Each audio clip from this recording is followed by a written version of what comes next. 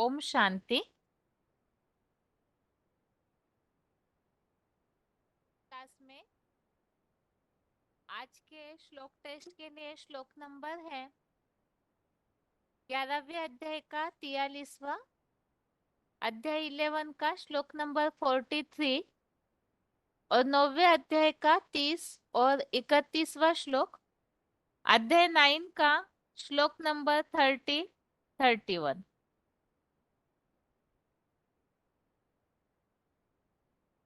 और टेस्ट के लिए पहला प्रश्न है,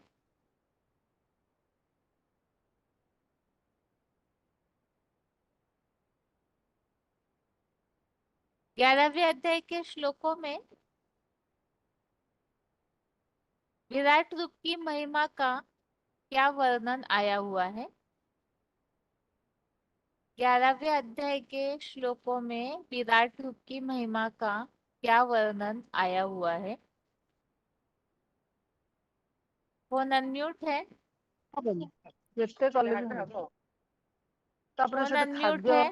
ସବୁ ତରିକା ଆପଣ ଜାଣିବେ, ପାଣି ପିଇବା, ଖାଦ୍ୟ ଏସବୁ ଜିନିଷ ଆପଣଙ୍କୁ ମାନେ ଲାଇଫ उड़ीसा ଷ୍ଟାଇଲ के ପୁରା माता ଚେଞ୍ଜ जी ହେଇଯିବ। फोन अनम्यूट है आपका। ଆମେ କଣ ଜାଣିଛୁ କେତେ ଖାଇଛେ? ନାଇଁ ନାଇଁ आगे ଖାଇ ହବ अगला ଯେ, फोन କିନ୍ତୁ अनम्यूट है। ତଥାପି ଆମର ଯେତିକି ବଡି ପାଇଁ ଦରକାର। फोन अनम्यूट है।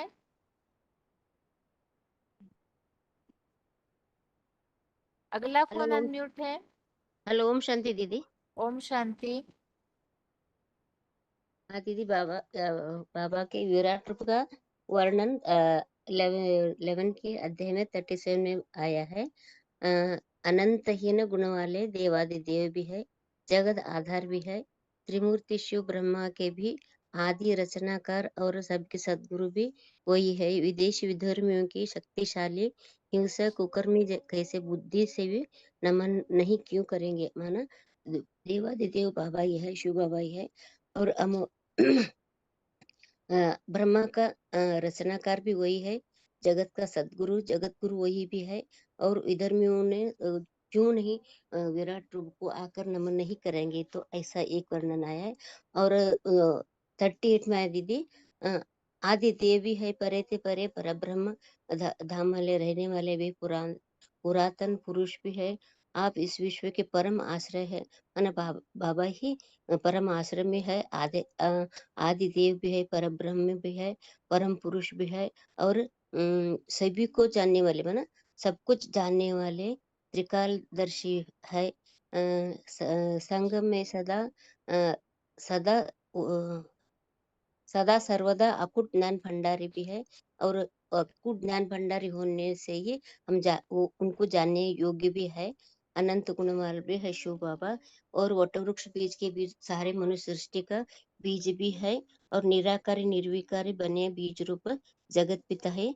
विश्व सारे विश्व में फैला, माना जगत पिता के द्वारा ही वटवृक्ष सारा वृक्ष फैला हुआ है, ऐसा वर्णन भी है। और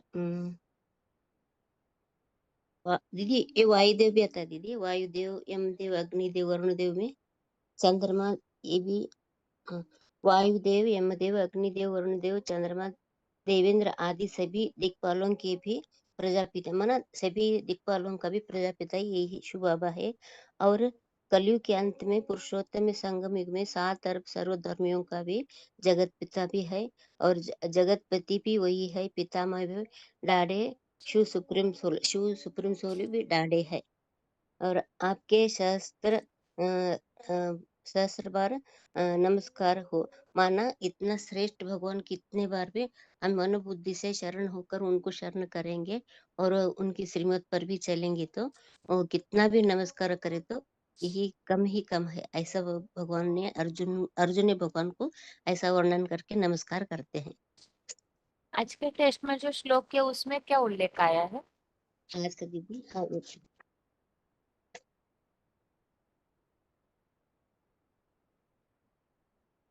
बाबा, इसमें श्लोक पढ़ना दीदी। हेलो दीदी। बस उत्तर बताइए माता जी पहले। हाँ दीदी। आज हाँ के टेस्ट के श्लोक में क्या उल्लेख आया है।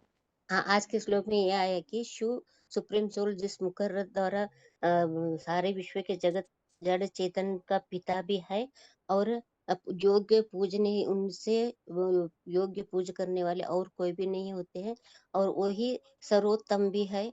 सर्वोत्तम सद्गुरु एक ही है और कोई सद्गुरु नहीं कहा जाता, और त्रिकालज्ञ भी वही है। माने तीनों कौलों का ज्ञान उन्हीं वही क्रॉस करते हैं, उनके उनसे बड़ा और कोई भी उतना ज्ञान नहीं होता है। तो सबसे बड़ा वही हो गया ना बाबा शिव बाबा। ठीक है माताजी, श्लोक बताइए। हाँ दीदी। पितासि लोकस्य चराचरस्य त्वमस्य पूज्यश्च गुरुर्गणीयान् न त्वमस्य न त्वत्समः अस्त्य अध्यात्मिकः सत्य अभ्यधिकः कृतोऽन्यो लोकत्रये अपि अप्रतिम प्रभावः। प्रैक्टिस नहीं किए थे माताजी श्लोक नहीं पढ़ने की? दीदी, नहीं किया था दीदी। ये ऐसा ही खोल माना। ठीक है, ऐसा क्या? नहीं पढ़ी है माताजी, ठीक। हाँ हाँ दीदी, हाँ जी। अभी आगे है, विनाश के समय में कौन नष्ट हो जाएंगे? श्लोक में उल्लेख आया हुआ हेलो है कि नष्ट हो जाएंगे, वो कौन नष्ट होंगे? हाँ जी, रोल नंबर। हेलो हाँ जी, रोल नंबर। हेलो 14389। हाँ जी। हाँ, ये श्लोक में आया है 9 के 30 में कि अपि सदाचार, अपि चेत सदाचारो, मना जो सदाचारी है, जो अनन्य भाव से भगवान को याद करता है, वह तो देह सहित सदगति को पाएंगे।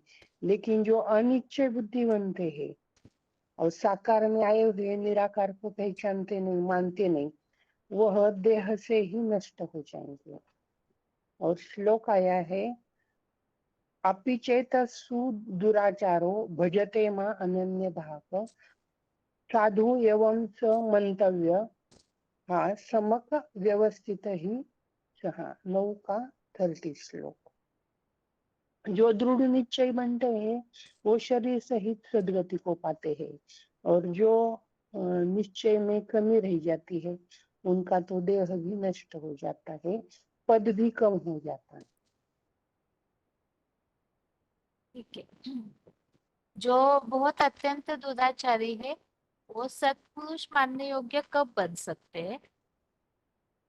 वह जब साकार में आए हुए निराकारी बाप को याद करते हैं, तो जो अनन्य भाव से याद करते हैं तो उनके पाप नष्ट हो जाते हैं, और वो उसके लिए उसको समुचित और निश्चयवान कहेंगे, और उसको सत्पुरुष मानने के लिए वह योग्य है, क्योंकि वह साकार में निराकार को समझ लेता है और उनकी याद में सब पापों को खत्म कर देता है, सत्पुरुष बन जाता है। ठीक है, श्लोक बताइए।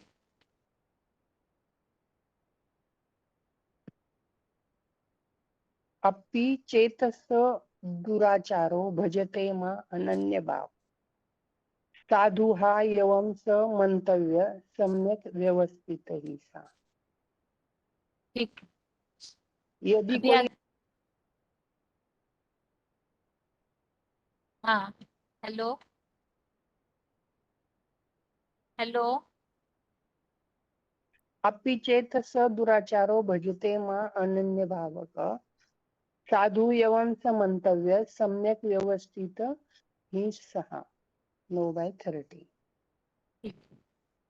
अभी अगला प्रश्न है, देखो द्वापर में कौन नष्ट हो जाते हैं? द्वापर युग से मेरा नरक में कौन धर्म भ्रष्ट हो जाते हैं?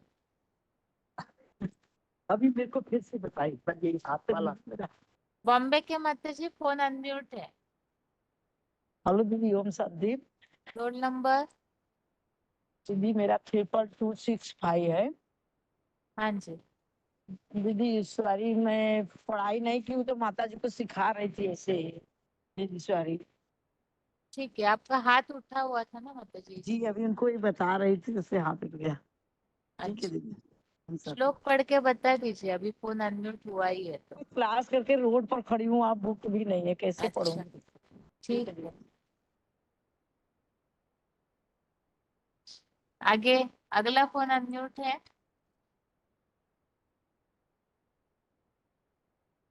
डायलिंग नंबर से जो जुड़े हैं फोन अनम्यूट है। हेलो हेलो बहन जी, ओम शांति।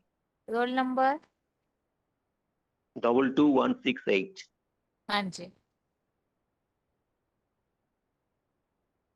दापोर, क्या सवाल क्या था बहन जी? दापोर युग से दूसरे धर्मों में कौन कन्वर्ट हो जाते हैं? ओ, जो शिव बाबा को श्रद्धा पूर्वक अव्यभिचारी याद नहीं करते हैं, जो दृढ़ निश्चय नहीं है, वो दापोर युग से वो धर्मभ्रष्ट और वो कन्वर्ट हो जाएंगे। दूसरे दूसरे दूसरे धर्मों में कन्वर्ट हो जाएंगे। किस श्लोक में है इसका उत्तर? 9 चैप्टर 30-31 दोनों में ही है। ठीक है, श्लोक बताइए।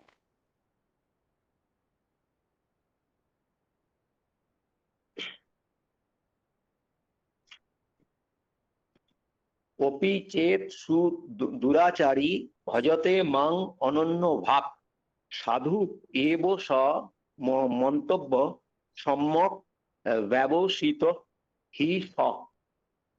और 31 क्षिप्रं भवति धर्मात्मा सस्यत् शांतिम निगच्छति कौन्तेय प्रति जानीहि न मे भक्तः प्रणश्यति।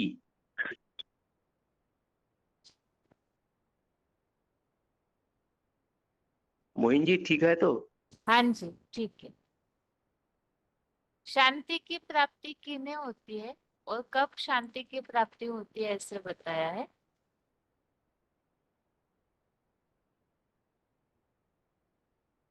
शांत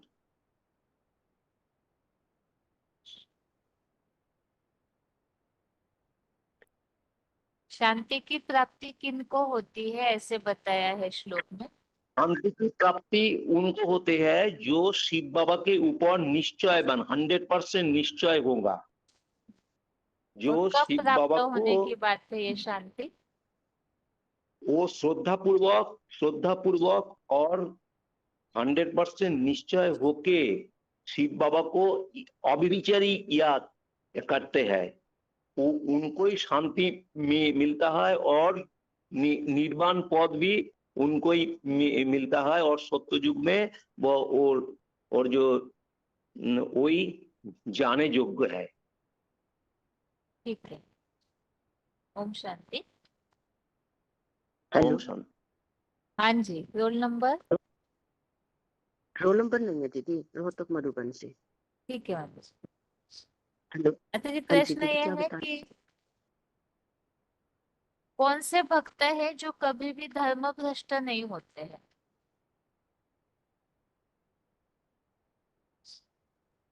कौन से ऐसे दीदी? भक्त वो है हैं जो जो धर्म भ्रष्ट नहीं होते हैं? जिनको दृढ़ निश्चय होता है दीदी बाबा पर, जो अभिविचार याद में रहते हैं वो। 9 के 31 में आया दीदी। ठीक है माता जी, 11वें अध्याय में ऐसा शब्द आया हुआ है गुरु गरियान, इसका मतलब क्या है? 11 के 43 में दीदी। हाँ जी, गुरु गरियान ऐसे शब्द आया हुआ है, इसका मतलब क्या है? जो अनुपम भाव वाले होते हैं दीदी, नहीं माता जी, जो गलत है। एकमात्र गुरु। गलत है। गुरु गरियान। सदगुरु दीदी, हाँ, जो गुरु भी हो सर्वोत्तम और अनुपम गुरु प्रभाव है। वाले। हाँ जी, सिर्फ सर्वोत्तम सदगुरु है ऐसा होगा। ठीक है माता जी, श्लोक बताइए। कौन सा दीदी? 11 का 43। हाँ जी। 81 लोकस्य चराचरस्य तौम्यस्य पूज्यस्य गुरु गरियाना न तौ मोक्ष सत्याध्यायाधिक कुतोष्ण्य लोकत्रयस्य प्रतिम प्रभाव। इस श्लोक में दीदी ये आया है, जैसे कि बाबा ने बताया ना है कि भाई जो शिवलिंग का रूप, जो जड़ चेतन है, मनुष्य सृष्टि का बाप कहा है, वो जड़ पदार्थ है। उन सब का बीज मेरे अंदर समाया, भगवान बाप के अंदर, और बीज बाप से ही निकलता है। जो वसुदेव कुटुंबकम एक था, जो पशु पक्षी कीड़े मकोड़े पेड़ पौधे सब मनुष्य सृष्टि है, जो भी आत्मा सदा कायम नहीं है, वो आत्मा तो कभी कायम नहीं है, और शिव बाबा ही है जो सदा कायम है। वो ही जब योग बल से संपूर्ण स्टेज कर लेता है तो शिवलिंग का रूप धारण कर लेता है। उसी को आडम आदम भी कहते हैं, और वही सबसे शक्तिशाली है, और वही सतगुरु है। कहते हैं बृहस्पति बड़ा है तो वही सदगुरुओं का गुरु है। हिस्ट्री में देखो कोई भी गुरु उनसे बड़ा नहीं है। ये जो धर्मात्मा गुरु है, साधु सन्यासी, वो अपना ही कल्याण नहीं कर सकते तो दूसरों का क्या करेंगे। वैसे तो कह देते शिवो हम, लेकिन ये सदगुरु है जो ये और साधु सन्यासी तो धन तो ले लेते लेकिन पाप नहीं लेते, लेकिन ये गुरु तो सबके पाप भी लेता है, दुखों को भी हरता है, और यही अकाल मूर्त है। सिख लोग कहते हैं कि अकाल मूर्त, इसको कोई काल खा नहीं सकता। यही कालों का काल महाकाल है, और यही जीव जंतुओं की, मनुष्य मात्र की सदगति कर सकता है।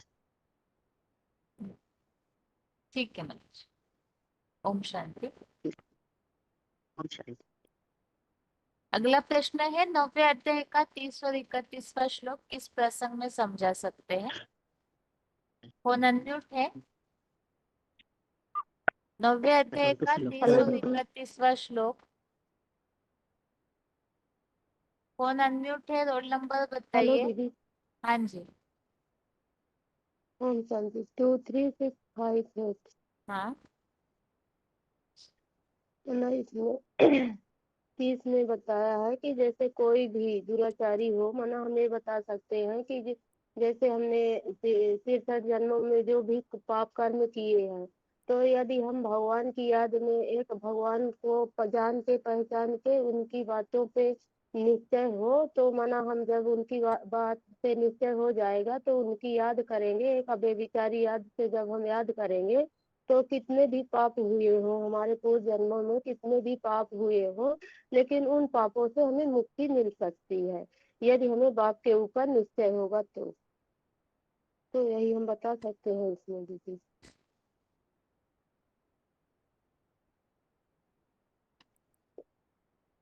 श्लोक बताइए माता जी। इसी का श्लोक बताओ। हाँ जी हाँ जी। अपिचेत सुदुराचारो भजते माम अजन्य भात साधु एव स मंतव्यः सम्यक व्यवसायिका ही सा।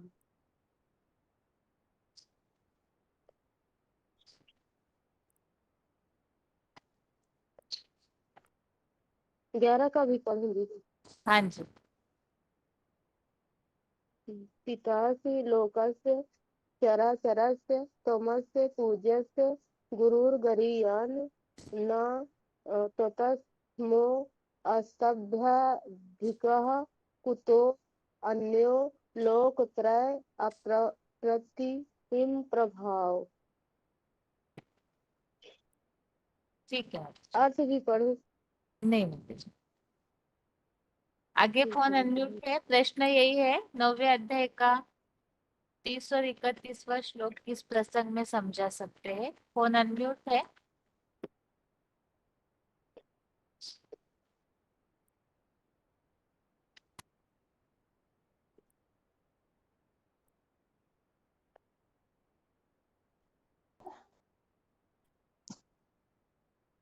Hello hello. हाँ जी 4783 बालेश्वर। हाँ जी। नवम अध्याय का जो तो कोई सारा क्लास तो मिस हो गया, इसलिए क्षमा चाहता हूँ। चलो अभी ये जो नवम अध्याय का शुल्क है, अपिचेत सुदराचारो भजते माम अन्य भाग साधुरेव स मंतव्य सम्यक व्यवसितो ही स।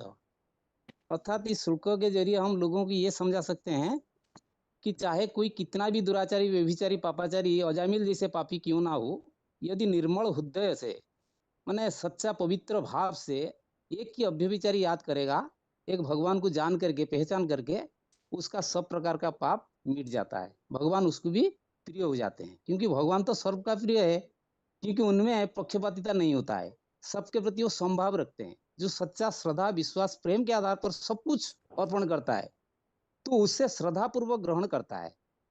तो जैसे सबरी का मिसल दिया, तो ऐसे ही जो श्रद्धावान बताया ना, श्रद्धावान लभते ज्ञानम, तो ईश्वरीय ज्ञान भी वो प्राप्त करता है।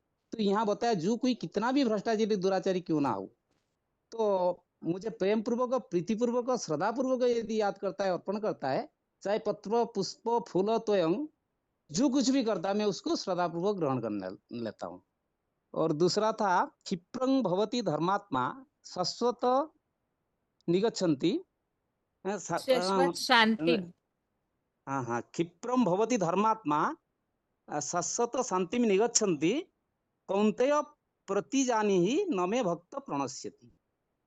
अर्थात जिनका भगवान के पर उनका पाठ पर दृढ़ निश्चय है, कभी भी किसी भी हालत में निश्चय नहीं उखड़ता है, वह दृढ़ निश्चय धर्मात्मा बन जाता है, शाश्वत शांति को भी प्राप्त करता है। और मेरा परम भक्त प्रवर होने के नाते वो कभी भी नष्ट नहीं होता।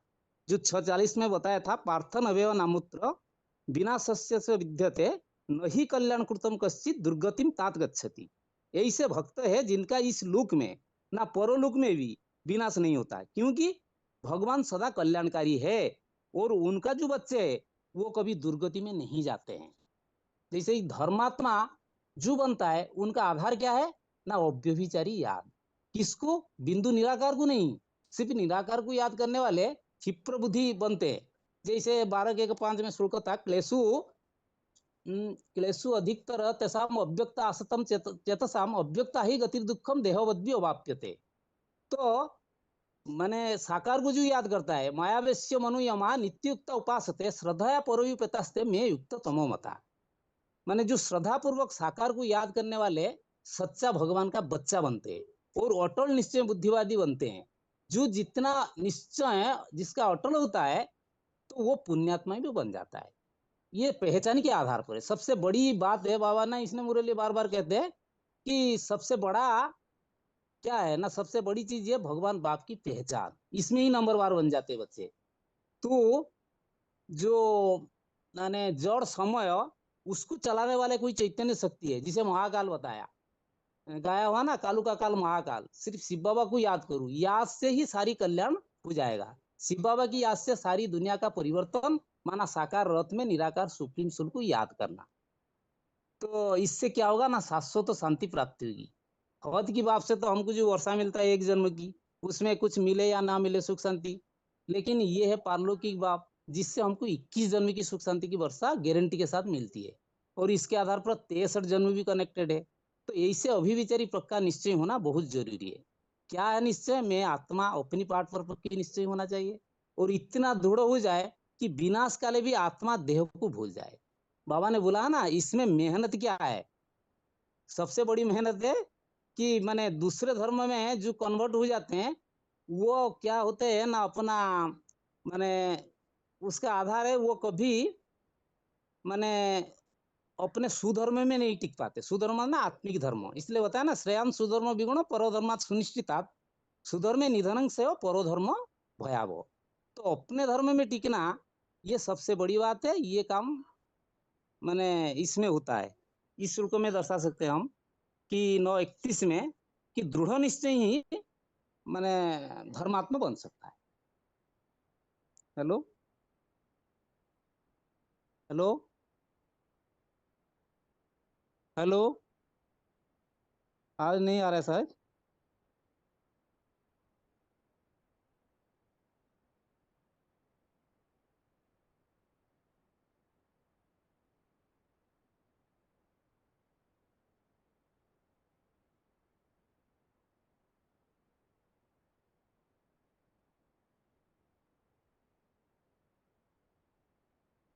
Hello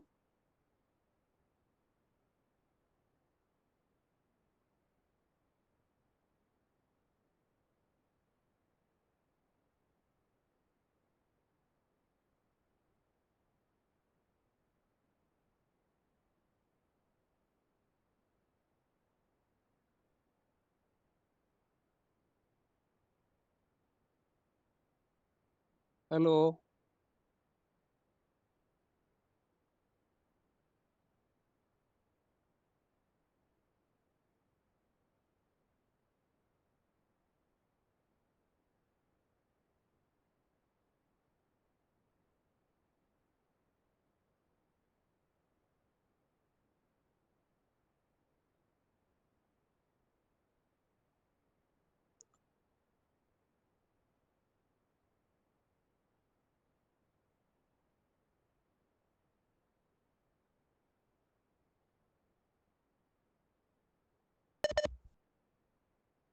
hello. हेलो। हाँ जी। हाँ हाँ, श्लोक बताता हूँ। तो श्लोके पितासी लोकस्य चराचरस्य तुमस्य पूज्यस्य गुरुगरियान् न त्वत्सम अस्ति अभ्यधिक कृतन्य लोकत्रये अपि अप्रतिम प्रभाव। ये 11 का 43। हेलो। हाँ जी। बताना इसका सार बताऊं? हाँ बताइए। हाँ, जो अर्जुन रूपी पुरुषार्थी है, भगवान का दिव्य ऐश्वर्यवान विराट रूप तथा भयंकर विकराल महाकाल रूप देखने के बाद उनके मन के अंदर जो भगवान के प्रति धारणा था, पहले जो धारणा था, तो वो स्वरूप को पहले देखकर सोचता था शायद भगवान ऐसा है, कोई साधारण रूप में है, तो कभी मित्र, कभी अलग अलग संबंध के रूप में वो मिल जाता था, जैसे आम लोगों की बात होती है। अनेक प्रकार का व्यवहारिक दिनचर्या के अंदर साधारण बात हो जाता है, जैसे हंसी मजाक करना, थट्टा परिहास करना, व्यंग विद्रूप करना, मान अपमान जैसी बात आम आदमी की तरह हो जाता है। तो इसे पता नहीं था, मतलब पूरी जानकारी नहीं थी भगवान के पाठ के बारे में। तो वास्तविक ये विराट रूप कितना सम्माननीय है, पूजनीय है और कितना सर्वोत्कृष्ट है, और इस रूप का जो प्रभाव है कितना अतुलनीय है, असाधारण प्रतिभा संपन्न है, विलक्षण है और अनोखा है, जो किससे भी कंपेयर नहीं हो सकता। अनादर और असम्मान तो कोई स्वप्न में भी सूझ नहीं सकता। तो मेरे में तो कितना बड़ा भूल हो गई, अर्जुन ये बात सोच रही है। तो क्योंकि नंबर तो माने अर्जुन रूपी पुरुषार्थ तो कोई एक नहीं है, अव्वल नंबर की बात छोड़ू, बाकी तो जो नंबर वार अर्जुन है उनमें कहीं ना कहीं तो गलती होती है, साधारण रूप में देख लेते हैं। तो इसीलिए अर्जुन रूपी पुरुषार्थ की बात को इस श्लोक में दर्शाया गया है, नंबरवार अर्जुन रूपी पुरुषार्थियों की बात को इस श्लोक में दर्शाया गया है, कि इसे अपने पिछले किए हुए कर्म के आधार पर अपने भूल या खूट को देख रहे हैं। क्योंकि ये जो सृष्टि का मूर्तिवंत प्रतीक है महादेव विश्वनाथ, सारे जगत का नाथ, जिसको यहोवा अग्निदेव भी कह सकते हैं, वही त्रिकालदर्शी है, जो ज्ञान के जरिए जानने योग्य है, जिसको बताया था ज्ञानम ज्ञेयम ज्ञानम गम्यम, और उनको प्राप्त भी करने योग्य है वो ज्ञान के आधार पर। लेकिन उसके सम्मुख जब पूरा कैसे प्राप्त करेंगे ना, पूरा जब झुक जाएंगे, सरेंडर हो करके चलने की बात है। ये कोई स्थूल रूप से ज्वार होना, प्रणाम होना, नमस्कार करने की बात नहीं है।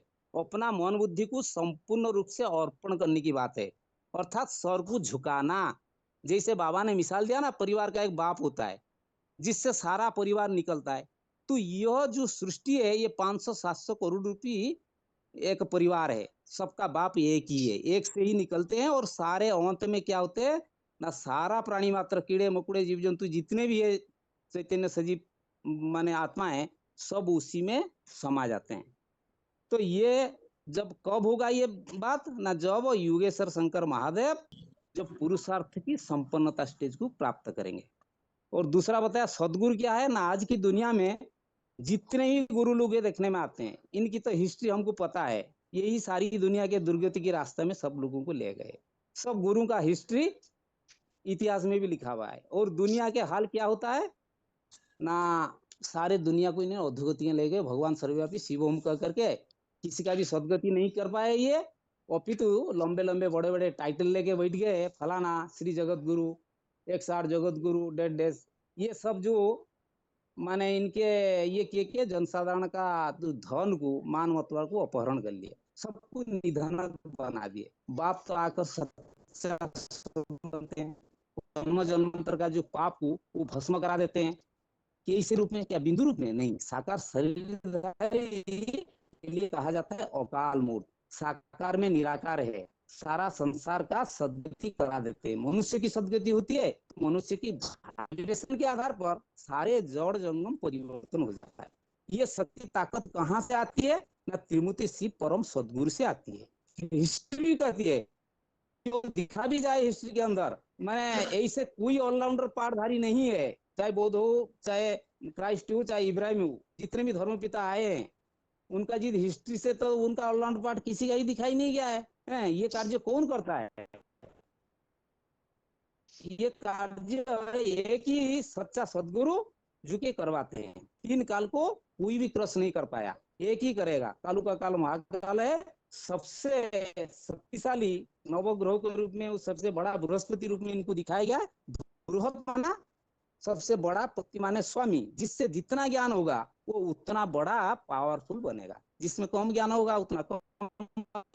जो लॉन्डर पार्ट है सबका ऊपर है वो, इसलिए वो सबसे ज्यादा पावरफुल है। इसीलिए अर्जुन का नाम पड़ा ज्ञान धन जेता धनंजय, तो वही सबसे बड़ा पावरफुल बनता है। ओम शांति। आगे फोन अनम्यूट है और प्रश्न ये है, हाँ जो जी 11वें अध्याय में ये उल्लेख आया है सर्वोत्तम गुरु है, वो किस हिसाब से बोला है? हाँ जी दीदी, पॉइंट तो मैंने लिखा नहीं है, नोट नहीं किया था, पर सार बता सकती हूँ। हाँ जी बताइए। हाँ जो ये श्लोक है दीदी 11 अध्याय का 43 नंबर, इसमें ये बताया कि जो परमपिता है वो महादेव के द्वारा विराट रूप धारण करते हैं, और वो महादेव के द्वारा ही सारी सृष्टि के बीज रूप पिता भी बनते हैं, और वही सारी जगत का आधार और जगत गुरु माना सदगुरु भी वही है एकमात्र, और वही पूजनीय है, सर्वोत्तम भी है। उनसे बढ़कर इस संसार में त्रिकालदर्शी भी कोई नहीं है और उनसे रहित भी कोई नहीं है, शक्तिशाली भी कोई नहीं है। इसके लिए हमने रेफरेंस श्लोक भी समझे थे, लेकिन मैंने पॉइंट नोट नहीं किए कल दीदी, उस दिन शनिवार को। तो मैं 9वें अध्याय का बताऊं दीदी सार, आप जो पूछ रहे थे? हाँ बताइए। जी हाँ जी। 9वें अध्याय में दीदी 30 और 31 नंबर हमने जो श्लोक समझे हैं, अपि चेद सुदारु चारु भजते माम अनन्य भाग साधु एव समंतव्य सम्यक व्यवस्थिता ही सह। एक हमने ये समझा था 30, और फिर 31 में समझा था क्षिप्रम भवति धर्मात्मा शाश्वत शांति निगच्छति कौन्ते प्रीति जानहि नामे भक्ता प्रणश्यति। ये जो दोनों श्लोक हैं, इसमें हमने ये समझा है कोई व्यक्ति कितना भी दुराचारी हो, पापी हो, कितना भी अजामिल जैसा, लेकिन एक अव्यभिचारी याद से माना श्रद्धा पूर्वक जो भगवान को याद करता है निष्ठा से, तो वो सत्पुरुष मानने योग्य, क्योंकि याद से ही पाप भस्म होते हैं और याद से कैरेक्टर सुधरते हैं। लेकिन क्या चाहिए उसके लिए? पहले दृढ़ संकल्प चाहिए। कोई कितना भी दुराचारी व्यक्ति हो, लेकिन अगर निश्चय कर ले उसको सुधरना ही है, तो भगवान की याद से वो सुधर सकता है और सत्पुरुष माना, और जल्दी जो उसके पाप कर्म है उससे मुक्त हो सकता है। और जो अगला है, जल्दी ही धर्मात्मा बन जाता है। जो दृढ़ निश्चय, पहले दृढ़ निश्चय चाहिए, माना ज्ञान में निश्चय चाहिए, भगवान पर निश्चय चाहिए और अव्यभिचारी याद, तो वो शाश्वत शांति को पा लेता है। और निश्चयवान है तो विनाश काल में भी उसकी अनिश्चय रूपी मृत्यु नहीं होती है। तो दृढ़ निश्चय करने की बात है, जल्दी से पापों से मुक्त होने की बात है। तो इसके लिए हमने रेफरेंस श्लोक भी समझा था, एक 4 का 39 जो निश्चय बुद्धि की बात आई, और 6 का 40। तो मेन हम ये बता सकते हैं जनरल किसी को, ये दोनों श्लोकों के द्वारा, कि जो अव्यभिचारी याद है, एक शिव बाबा दूसरा ना कोई, याद से जैसे बताया कैरेक्टर सुधरते हैं। कि कोई कितना भी पापी, मान लीजिए ज्ञान में आ गए, और ज्ञान में आने से पहले हम सबसे भूले होती हैं हर आत्मा से, तो वो बार बार मन को खाती रहती हैं, चाहे वो बचपन में हो या ज्ञान काल में हो, तो बार बार मन खाता है। लेकिन ईश्वर बाबा को याद करेंगे अव्यभिचारी याद से, और दृढ़ निश्चय करके, पक्का निश्चय बुद्धि बन के, तो उन पापों से भी मुक्त हो सकते हैं। वरना वो जो पापों का बोझ है रहता है मन में, तो उससे भी हम मुक्त हो सकते हैं। लेकिन कब होगा? अव्यभिचारी याद से। तो कैरेक्टर हमारे कितने भी कैरेक्टरलेस, कोई हम ये भी समझा सकते हैं जनरल किसी को, कोई चरित्रहीन है, मना कोई ऐसा है जिसके मन में ये बात खाती है कि मेरा चरित्र अच्छा नहीं है, तो उनको भी समझा सकते हैं मना, एक शिव बाबा की निरंतर और अव्यभिचारी याद से, साकार में निराकार को याद करने से, पहचान करके, तो हम उस पापों के बोझ से मुक्त हो सकते हैं। शॉर्ट में ठीक। तो ऐसे ही बता सकते हैं। हाँ जी। आगे फोन अनम्यूट है जबलपुर के माता जी। ओम शांति बहन जी। हाँ हाँ बहन आप जी। बता सकते हैं माता जी, सर्वोत्तम गुरु क्यों कहा है? हाँ, सर्वोत्तम गुरु इसलिए क्योंकि वो सारे जगत का आधार है ना, और सभी उसमें समाये हुए हैं, इस और उससे बड़ा गुरु तो कोई होता ही नहीं है ना। सच्चा सच्चा एक ही गुरु है, भगवान शिव बाबा। तो इसलिए वो पूजनीय भी है और वो अविनाशी भी है। इसलिए वो सर्वोत्तम मतलब सारे सृष्टि का बीज भी है, इसलिए वो सबसे बड़ा सर्वोत्तम गुरु है। और उससे बड़ा तो कोई है ही नहीं, क्योंकि मनुष्य मात्र तो दुर्गति करने वाले हैं ना। लेकिन जो सर्वोत्तम गुरु है उसके द्वारा ही सदगति गाई हुई है, वो ही उससे ही सारे जगत की सदगति होती है, इसलिए वो सर्वोत्तम गुरु है बहन जी। और तीनों श्लोक लोग बताइए माताजी। जी बहन जी। पितासि लोकस्य चराचरस्य त्वमस्य पूज्यस्य गुरुर्गरीयान् न त्वत्समो वत्सत्यभिधिका कुन्तोऽन्यो लोकत्रयेऽप्य प्रतिम प्रभाव। और बहन जी 9वें अध्याय को बताऊं क्या? हाँ हेलो। माताजी बताइए। हाँ हाँ, इसमें जो 9वें अध्याय का 30वें में और 9वें अध्याय का 31वें में बताया है कि कितना भी अजामिल मतलब कितना भी पापी दुराचारी और भ्रष्टाचारी हो, तो अगर जो वो भी साकार में आए हुए भगवान को अगर जो पहचान लेता है तो भगवान उसे भी माफ कर देते हैं, और वो भी मतलब सत्पुरुष ही मानने योग्य बन जाता है, क्योंकि उसने साकार में आए हुए भगवान को पहचान लिया ना। और सबसे बड़ी बात ये है कि उसमें निश्चय बुद्धि मतलब निश्चय बुद्धि हो जाता है वो। तो जैसे बाबा ने मुरली में भी बताया है कि एक ही साधे सब सदे। अगर जो हमने सबको मतलब एक को पहचान लिया और एक को एक की याद में टिक गया, अगर जो हमारा मन एकाग्र हो गया और हमने एक ही में सारी मन बुद्धि अपनी अर्पण कर दी, तो फिर भगवान उसके भी सारे पाप कर्म को नष्ट कर देता है। मतलब उसको भी सदगति देने के निमित्त भगवान को बनना ही पड़ता है, मतलब भगवान को झुकना ही पड़ता है। जैसे भक्ति मार्ग में भी कहते हैं कि भक्त मतलब भगवान भक्त के आगे भगवान झुक जाता है उसकी श्रद्धा के पीछे। तो ऐसे ही जब हम मन बुद्धि से भगवान को याद करते हैं तो भगवान को भी हमारे लिए मतलब हमारी सदगति करनी ही पड़ती है। और धर्मात्मा के लिए इसमें 9 का अध्याय में बोला है कि जो मतलब दृढ़ निश्चय जिसके ऊपर भगवान का जिसका भगवान के ऊपर निश्चय है, तो वो कितना भी निश्चय है तो वो पुण्य आत्मा धर्मात्मा बन जाता है। जैसे सारे कल्प में तो जो पुण्य आत्मा बन जाता है वो ही सारे कल्प में शांति को पाता है, और शांति को पाता है वही अव्यभिचारी योगी माना जाता है, जो निश्चय बुद्धि है। और जो अव्यभिचारी हैं तो वो तो धर्म भ्रष्ट कर्म भ्रष्ट हो ही जाते हैं, लेकिन जो व्यभिचारी योगी हैं तो वो द्वापर युग से और कलयुग से धर्म भ्रष्ट कभी नष्ट नहीं होता है। ओम शांति ठीक है, बहन जी। अभी सिर्फ वही हाथ उठाइए जो 9वें अध्याय के कोई भी श्लोक का उत्तर दे सकते। 9वें अध्याय को जिन्होंने अच्छे से पढ़ा है और कोई भी श्लोक के प्रश्नों का उत्तर दे सकते हैं, वही हाथ उठाइए। प्रश्न अच्छे से सुनिए। 9वें अध्याय के कोई भी श्लोक का, पहले श्लोक से लेकर अभी तक जो भी श्लोक हुए हैं 31, कोई भी श्लोक का प्रश्न पूछा जाएगा तो उत्तर आना चाहिए।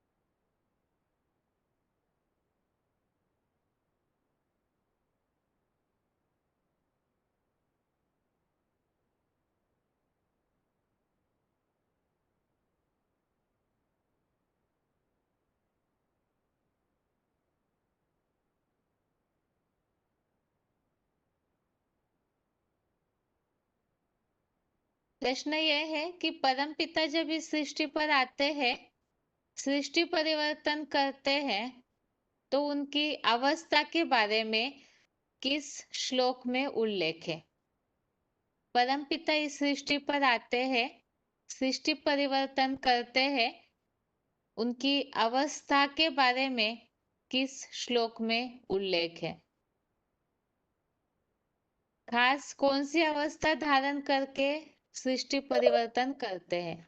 फोन अनम्यूट है। ओम शांति। हाँ जी। 9वें अध्याय का 10वां। अवस्था पूछा है, अवस्था। अवस्था तो उदासीन 9वें अध्याय का 9वां दीदी। क्या बात आई है उसमें? भगवान माना पार्ट बजाते हैं लेकिन फिर भी उदासीन के समान रहते हैं, लेकिन हम मनुष्य आत्माएं शरीर में प्रवेश करती है तो उस शरीर में लगाव हमारा उत्पन्न हो जाता है, लेकिन भगवान का लगाव नहीं होता है उस शरीर से प्रति, यह अवस्था। ठीक है माताजी। अगला प्रश्न है,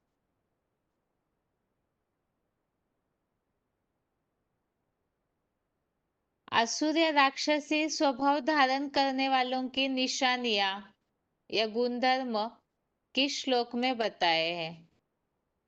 आसुरी प्रवृत्ति, राक्षसी गुण धारण करने वालों की निशानियां किस श्लोक में बताई है? फोन अनम्यूट है। सतना के माताजी रोल नंबर बताइए। हेलो बहन जी। रोल नंबर है 20/4/97। उत्तर बताइए माताजी। दीदी मैंने तो ये 9 में का 30 और 31 वाला याद थोड़ा किया था। हमने इसलिए तो रिपीट बोला था कि जो पूरे अध्याय का उत्तर दे सकते वही हाथ उठाइए। जी दीदी। ठीक है माताजी, आपको ठीक है। दोबारा फिर अगले प्रश्न के लिए अनम्यूट कर। जी जी। आगे फोन अनम्यूट है, रोल नंबर बताइए। हेलो। हाँ जी, रोल नंबर। 116147। हाँ, बताइए उत्तर। और 9वें अध्याय का 25वां श्लोक। क्या बताया उसमें? हाँ, उसमें बोला है देवताओं के जो भक्त होते हैं वो देवताओं को पाते हैं, और भूत प्रेत के जो होते हैं वो भूत प्रेत को, आसुर योनि को ही पाते हैं। और जो माने भगवान की यज्ञ सेवा करते हैं वो भगवान को, राजाई भाव को पाते हैं। ठीक है, ये तो ठीक है। वैसे आसुरों का या राक्षसी स्वभाव वालों का स्पष्ट उल्लेख नहीं है, हाँ। लेकिन फिर भी भक्तों के अच्छा। हिसाब से ठीक है। कि आगे और कोई ऐसा स्पष्ट उल्लेख वाला श्लोक बताइए जिसमें राक्षसी स्वभाव वालों की निशानियां गुणधर्म बताए हुए होंगे।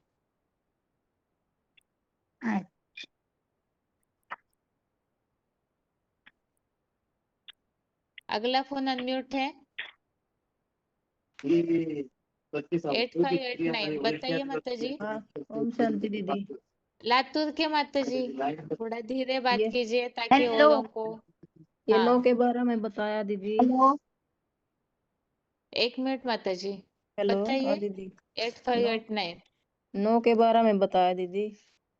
हम्म मोगासा मोग कर्मणा मोग ज्ञाना विचेतस्य विचेतस्य राक्षसी आसुरीम च एव प्रकृति मोहिनी सीता। फोकट कार्य स्वत धन मिलने से व्यर्थ आशा, व्यर्थ कर्म और व्यर्थ ज्ञान वाले रावण संप्रदाय जैसी विपरीत बुद्धि वाले राक्षसी, आसुरी और मोहित करने वाली तामसी प्रकृति के स्वभाव को धारण करते हैं। शिव समान बने ठीक है परमात्मा को पूरा भूल जाते हैं। ठीक है। ओम हाँ, शांति। लातूर के माताजी और कोई श्लोक मिला आपको? हाँ जी, बताइए। 32 में भी बताया ना, पाप योनि, ये बोला है ना, माम ही पार्थ व्यवपाश्रित ये अपि अस्यु वहां पाप माताजी योने एक स्त्रियो। मिनट नहीं पढ़ी, आगे नहीं पढ़ी है। उस श्लोक में हाँ, वास्तव में भक्तों की बात बताइए कि ऐसे कोई भी भक्त हो, माना अच्छा। प्रिया वैश्या, लेकिन फिर भी अव्यभिचारी भाव से याद करते तो मुझे पाते, ये बात है। लेकिन यहाँ हाँ, तो निशानियां अच्छा पूछी जा रही है। अच्छा अच्छा। अगला फोन अनम्यूट है। सॉरी। रोल नंबर बताइए। फोन अनम्यूट है। 812 हैदराबाद। दैवीं प्रकृतिमाश्रिता भजन्ते नन्यमनसो ज्ञात्वा भूतादिमुख्यम्। इसमें क्या बताया है? तो दैवी देवता बनने वाले दैवी प्रकृति को आश्रय करते हैं।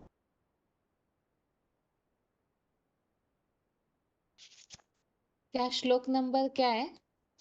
हाँ, एक 70 नहीं, नॉट 70 नहीं है।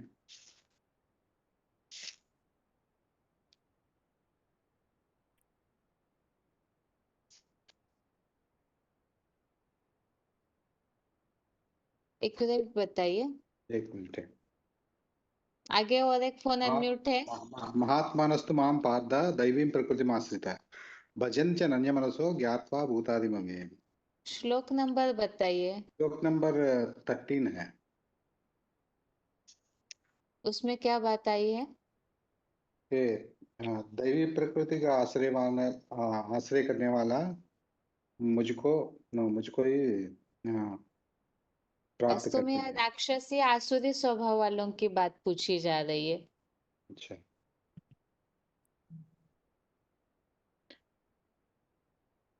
आगे फोन हेलो, अनम्यूट शांति है। बहन जी। 5494 हाँ बताइए 5494 माता जी। पता नवज्जा में 12 श्लोक सर 12 हो गया ना, रिपीट नहीं कीजिए। नहीं। कोई और हेलो। श्लोक? हाँ माता जी बताइए। और एक फोन हाँ, अनम्यूट है, रोल नंबर बताइए माता जी। 19751 वही बताने वाली थी दीदी मैं, 9 का 12। वो हो गया ना, रिपीट हाँ, नहीं। वो हो और गया। कोई हाँ श्लोक? हाँ, भूतेश्वर और याद पहले ही जो नहीं। उत्तर देते हैं इसलिए उनका उत्तर सुनना चाहिए। हाँ, बराबर। 5494 हैदराबाद। और कोई श्लोक है तो बताइए। कोई श्लोक छूटा हुआ है? ये यो अप्यन्य देवता भक्ता येदन्ते सदयांत तेपि मामेव श्लोक कौन्तेय नंबर भजन्ति। बताइए ताकि हमें भी आसान हो ढूंढना। 23 है।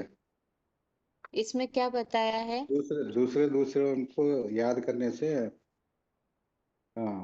यो अप्यन्य देवता भक्ता यजन्ते श्रद्धयान्विता, दूसरे देवताओं को भी याद करने से उनको प्राप्ति मेरे द्वारा ही मिलता है।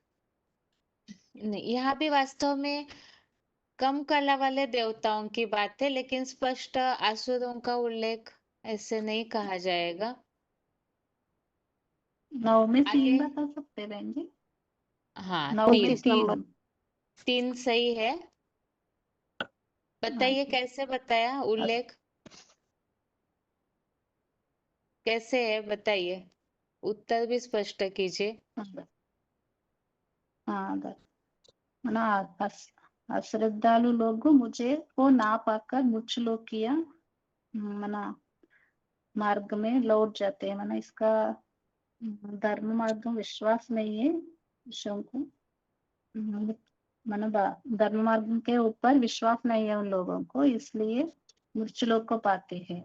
मना वो क्लासिफिकेशन ठीक में है माता बताए। जी। पूरी तरह हाँ श्रद्धा भावना न रखने वाले द्वापर युग से कन्वर्ट होते हाँ इसलिए। ठीक है। आगे मानसा के माता जी, आपके पास है इस संबंधित कोई श्लोक नंबर? दीदी 9 का 11। हाँ जी, कैसे स्पष्ट कीजिए। मूर्ख लोग अर्जुन चा आदम के शरीर का जो मना साधारण मानवीय मुकर्रर शरीर का आधार लेने वाले मुझ प्राणियों के महेश्वर शिव बाप के व्यक्त स्वरूप आदम की अवज्ञा करते हैं। अदितियों के यादगार में मेरे श्रेष्ठतम ज्योतिर्लिंग परमात्मा भाव को भी पूरी तरह नहीं जानते। ठीक है। एक्चुअली यहाँ है ना, स्पष्ट आसुरों का उल्लेख नहीं आया, लेकिन मूल्यों के हिसाब से जैसे बाबा बोलते हैं जो भगवान को नहीं पहचानते, विरोध करते हैं, तो उन्हें आसुरी बोला है। इस हिसाब से इस श्लोक को बता सकते। हाँ ठीक जी। है माता जी, ओम शांति। अभी अगला है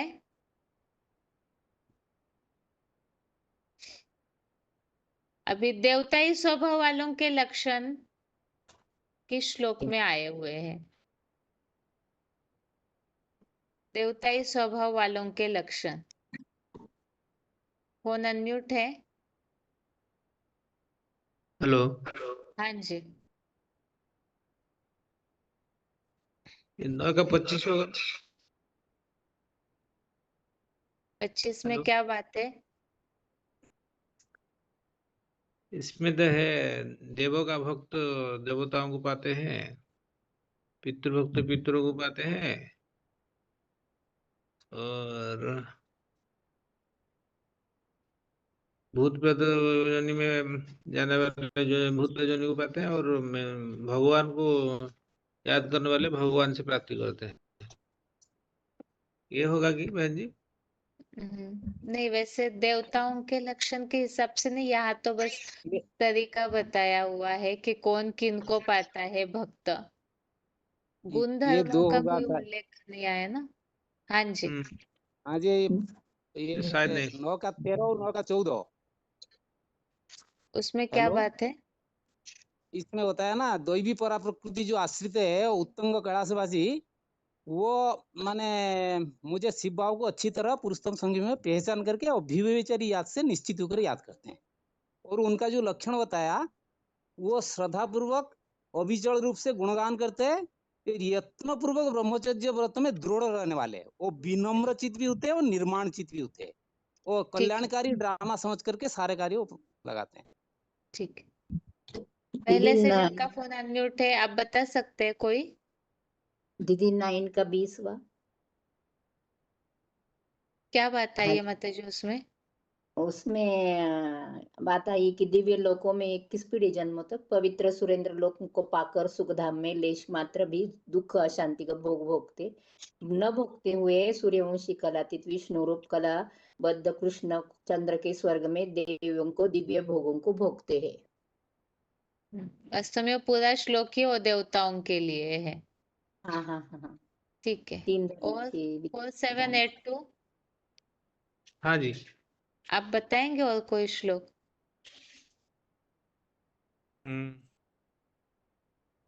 9 का 21 होगा ना? वहां गिरने की बात आई हुई है।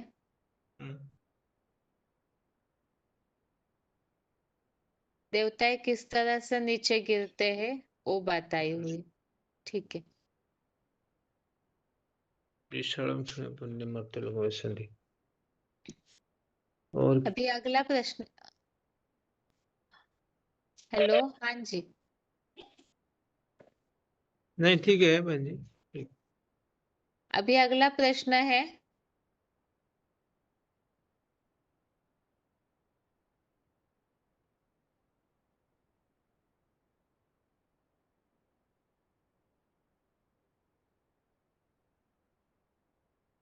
भक्ति मार्ग में ऐसे कहा जाता है, त्वमेव माताश्च पिता त्वमेव, त्वमेव बंधुश्च सखा त्वमेव। इस बात के लिए कौन सा श्लोक लागू हो सकता है?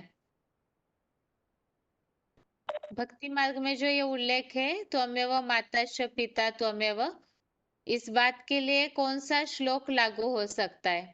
फोन अनम्यूट है 2। ओम शांति दीदी। हाँ जी।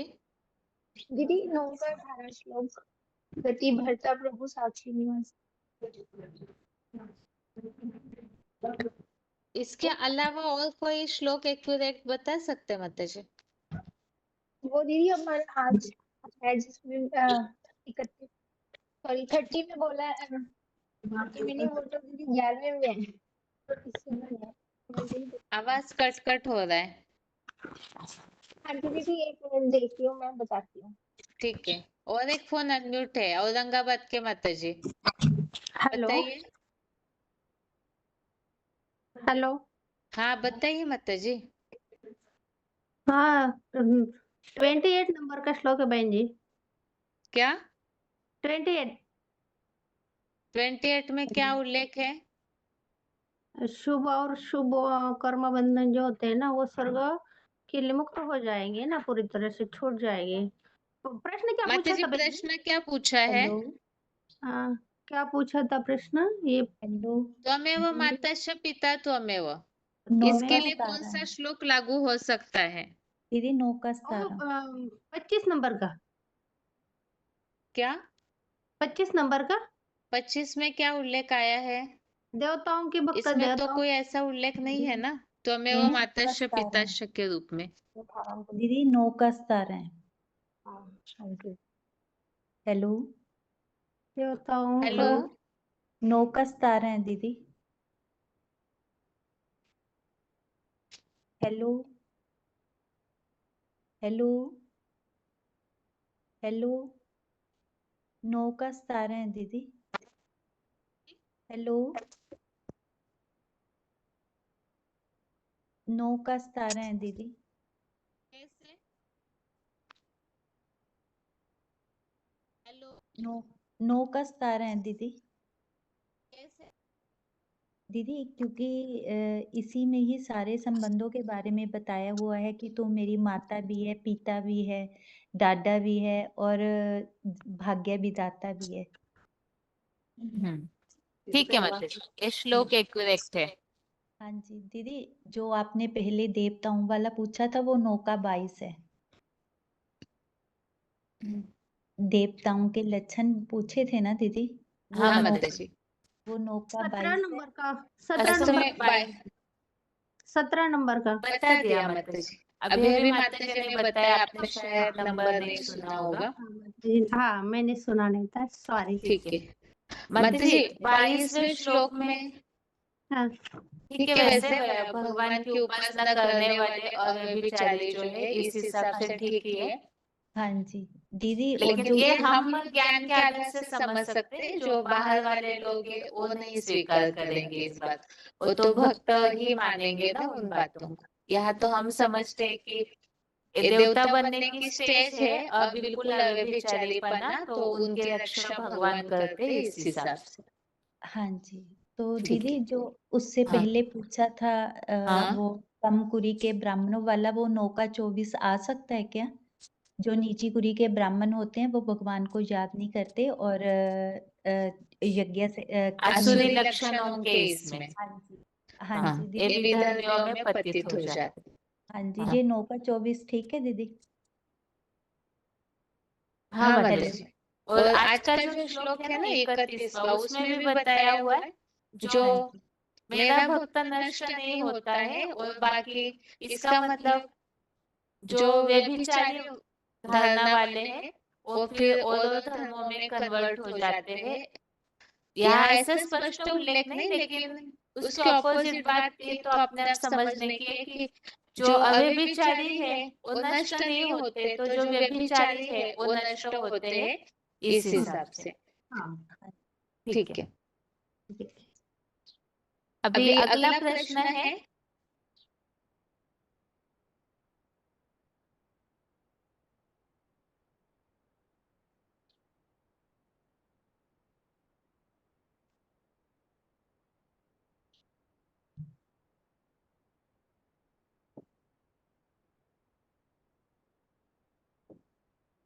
सृष्टि का परिवर्तन कैसे होता है? औरंगाबाद के माताजी बताइए, सृष्टि का परिवर्तन कैसे होता है? श्लोक बताना है। हाँ श्लोक नंबर बताइए, सृष्टि का परिवर्तन कैसे होता है? 27 नंबर के श्लोक में ये बात। क्या बात जो आई है? तन मन धन से जो यज्ञ सेवा करते हैं ना, यज्ञ सेवा सृष्टि से परिवर्तन, यहाँ सृष्टि परिवर्तन का तो उल्लेख ही नहीं है। मयाध्यक्षेण प्रकृति सुयते। हाँ जी, 9वें अध्याय का 10वां श्लोक। ठीक है। अभी अगला प्रश्न है,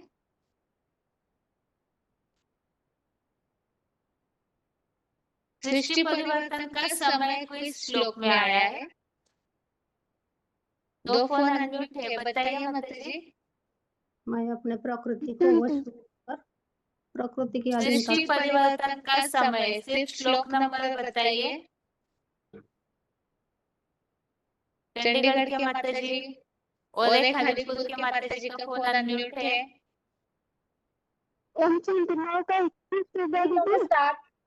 साथ सही है, अभी अभी हम बेसिक कोर्स में पढ़ भी रहे हैं उससे। सृष्टि परिवर्तन का समय कल्पांतर काल और नए युग की शुरुआत के बीच का।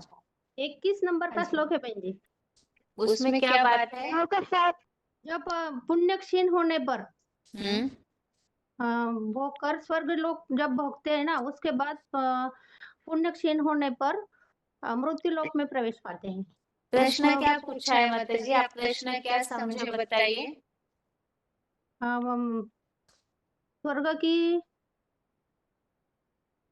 सृष्टि परिवर्तन का समय पूछा है। समय सॉरी मैंने समय समर्पित उपासक है। ठीक है। अभी हाँ जी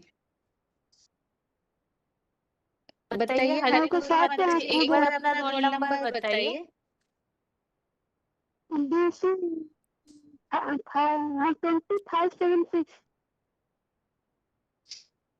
ठीक है।